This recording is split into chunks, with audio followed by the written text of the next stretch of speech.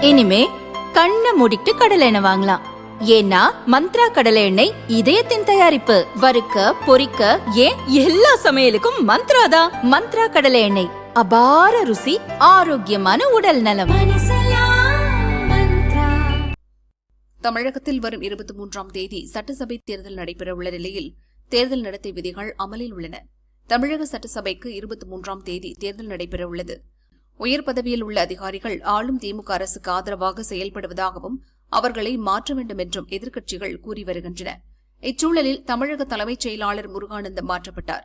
அவருக்கு பதிலாக சாய்குமார் IAS நியமிக்கப்பட்டுள்ளார்.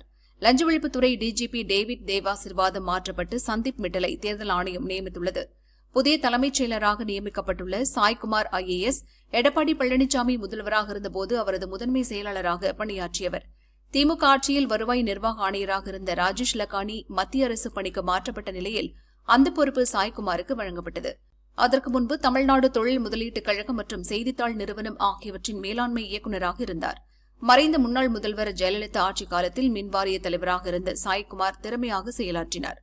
தலைமைச் செயலாளர் மாற்றப்பட்டதற்கு முதல்வர் ஸ்டாலின் கண்டனம் தெரிவித்துள்ளார்.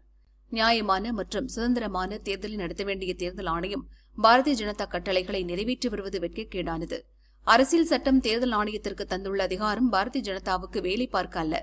பாரதிய ஜனதா ஆளும் எந்த மாநிலத்திலும் இதுபோன்ற அதிகாரிகளை தேர்தல் ஆணையம் மாற்றவில்லை. ஜனநாயகத்தின் கடைசி நம்பிக்கையாக இருக்கும் தேர்தல் ஆணையமும் காவிமயமாகிவிட்டது என்பதையே இந்த நடவடிக்கைகள் காட்டுகின்றன. சீப்பை ஒழித்து வைத்தால் திருமணத்தை நிறுத்திவிடலாம் என்பது போல அதிமுக பாரதிய ஜனதா அடங்கிய NDA கூட்டணிக்காக தேர்தல் ஆணையம் செய்யும் அதிகார அத்துமீறல் ஆணவத்தின் உச்சகட்டம் என்று கூறியுள்ளார்.